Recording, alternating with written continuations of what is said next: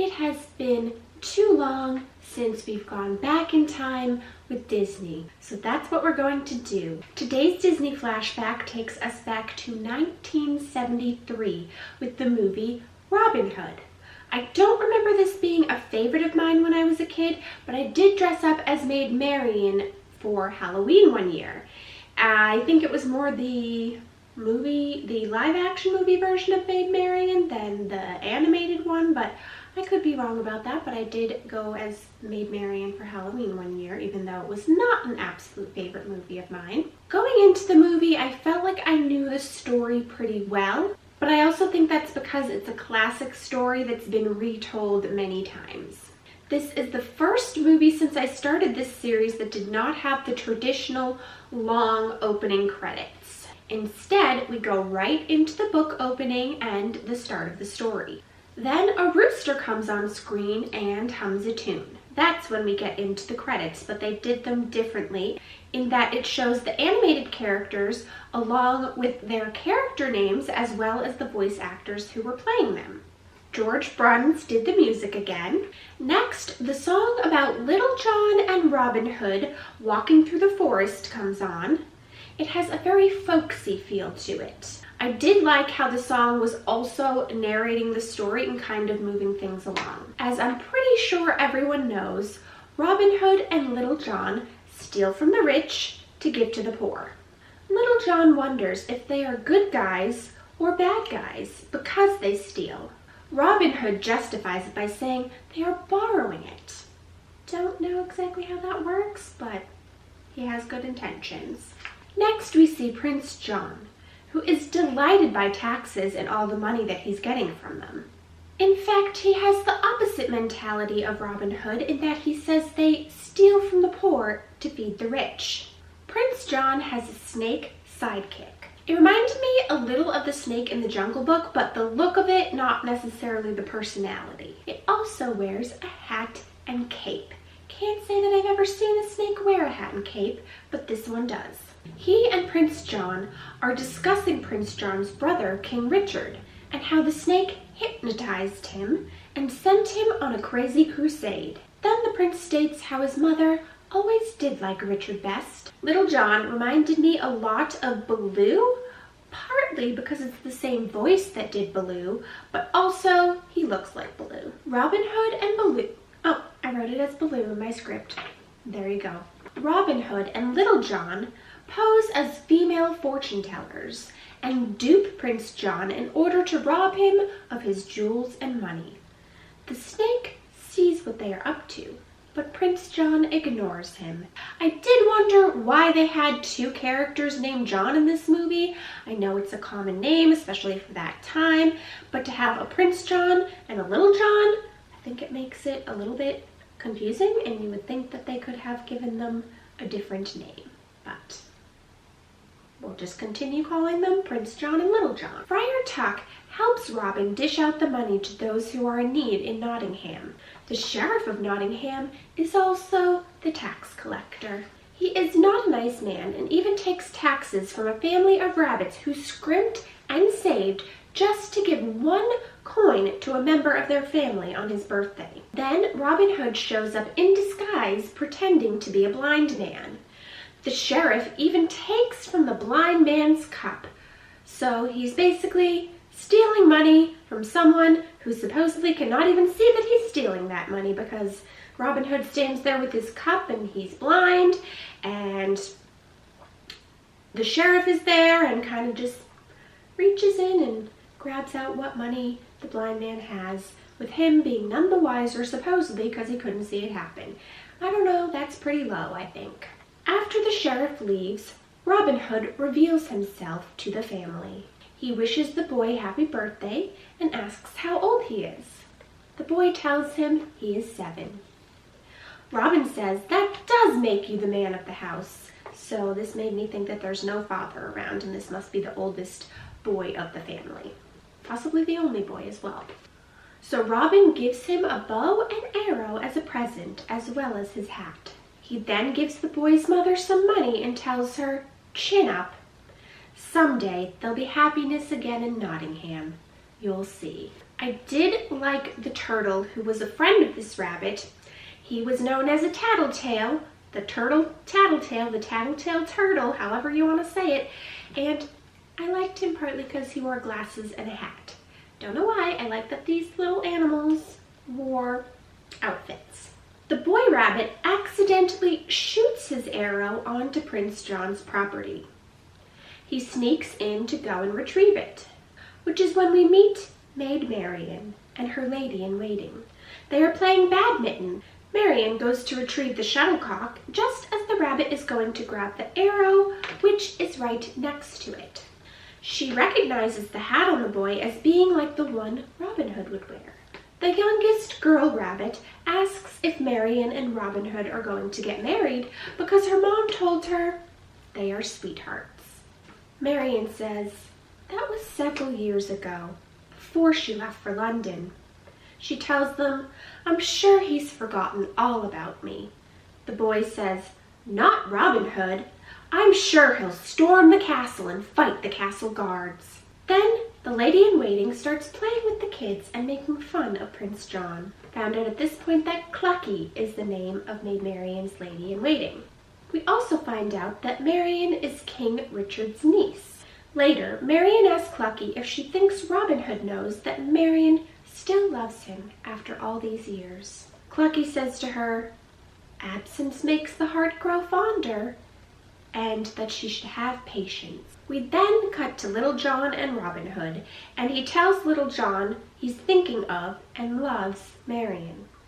Little John responds by saying, why don't you marry her already? Robin Hood says, you can't just walk up to a girl, hand her a bouquet of flowers and say, hey, we met when we were kids, want to get married? It doesn't work that way. Little John responds, come on, climb the castle walls, sweep her off her feet.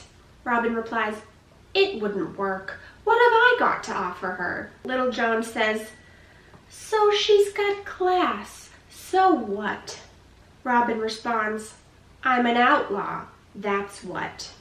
Friar Tuck shows up, overhearing some of this conversation, and says, you're no outlaw. Why, someday you'll become a great hero. Robin says, Little John, you hear that? We've just been pardoned. Little John says, that's a gas, we haven't even been arrested yet. They find out that Prince John is having an archery competition, and Maid Marian will be there to give a kiss to the winner. Little John tells Robin the place will be swarming with guards. Robin tells him not to worry. This will be my finest performance. I found out a little later on in the movie that the snake's name is Hiss. Quite appropriate. It turns out the archery tournament is a plot by Prince John to capture Robin Hood. Robin Hood disguises himself as a bird and walks right up to the Sheriff of Nottingham to flatter him. Little John is even braver, walking up to Prince John. Hiss asks him, who are you? He says, I'm Sir Reginald, Duke of Chutney. Prince John invites him to sit right next to him, and he sits on Hiss. Hiss says, excuse me, you've taken my seat. Prince John, for some reason, thinks this is hilarious, and while laughing says, oh, Hiss, with you around, who needs a court jester? Now slither around and keep your eyes open for you-know-who. During the tournament, Robin Hood starts toying with the sheriff, who is also taking part in the tournament.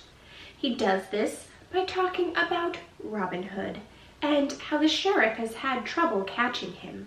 The sheriff responds by saying, he's afraid of me. That's why he didn't show up here today. Hiss figures out that the bird is Robin Hood. He wants to tell Prince John, but Friar Tuck and the rooster stop him and shove him into a barrel of ale.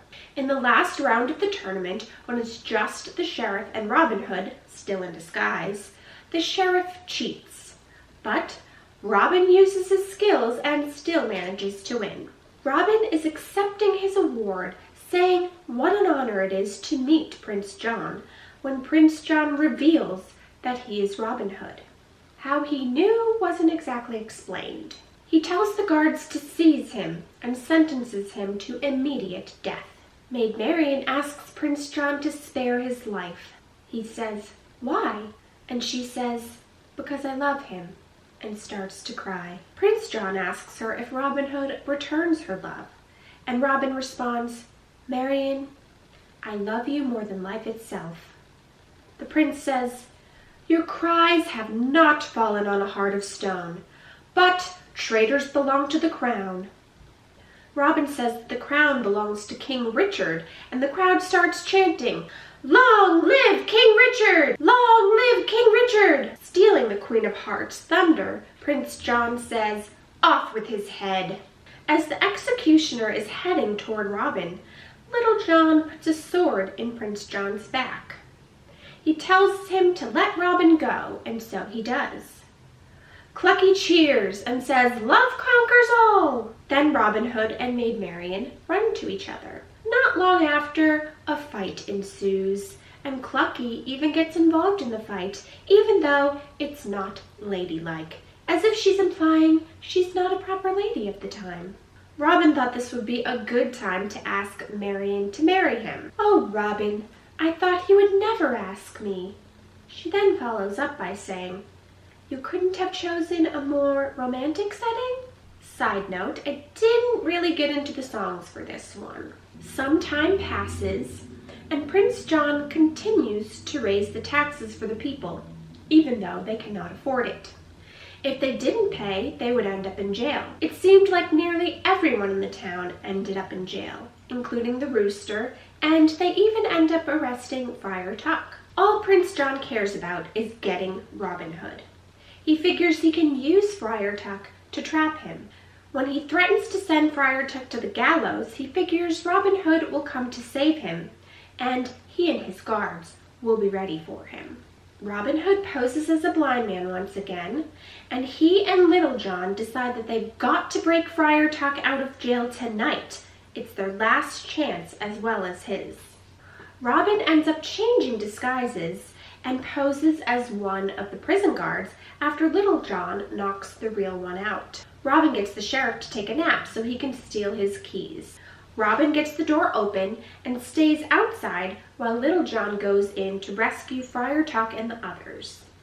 In the meantime, once he is inside, Robin goes to the treasury, aka Prince John's bedroom, to try to get some of their money back. He sends the money on a rope, like little bags of money on a rope, down to the jail where the others are. The prisoners are almost caught, but Little John poses as the sheriff so that they can get away. The snake wakes up and sees what they are up to, and in trying to go after them, he accidentally knocks the prince out of bed, dragging him along. The prince calls on the guards. As everyone is escaping, Robin runs back to save the baby bunny who was left behind. So not the boy bunny whose birthday it was, but his little sister, I'm assuming. They close the gates before he can escape, so he passes her through the bars to the others. And he says, "Don't worry about me." The castle goes up in flames. Robin Hood has no choice but to jump from the tower into the moat, otherwise be burned by the fire or get caught by the guards. John from above tells the guards to kill him. After a few moments, it appears that Robin has drowned or been hit by the guards' arrows, as his hat floats to the top of the water. But it turns out he's okay. He found something to make a snorkel out of and swam to where Little John and the boy rabbit were. I didn't find out until this point that the boy rabbit's name is Skippy. Prince John is not happy to see that Robin survived. Hiss tells him, "I told you your plans never work, and look what you've done to your mother's castle."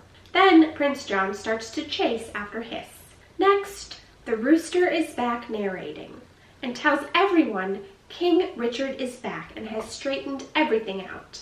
Basically, when I say he's telling everyone, he's telling us, the viewer. Then we see Prince John, Hiss, and the sheriff as prisoners. The movie ends with Robin Hood and Maid Marian getting married. I enjoyed this one more than I initially thought I would. I don't know that it had a moral in the way that some of the others I've talked about have, other than maybe greed and looking at past kings who treated people that way. I'm glad I rewatched it, though I don't see myself going back to rewatch it a lot. So that is it for this Disney flashback about Robin Hood. I hope that you enjoyed it. Please give it a thumbs up if you did. Let me know what other Disney movies you're excited to hear about. This is probably one of the more time-consuming videos that I do, just in terms of watching the movie, the note-taking, script writing, and then the editing. But I do enjoy them and will continue to do them whenever I can for you. I do hope that you enjoy it. But thank you for watching. I hope that your fall is going fantastic and you're enjoying the season. Have a magical day, and I'll talk to you soon.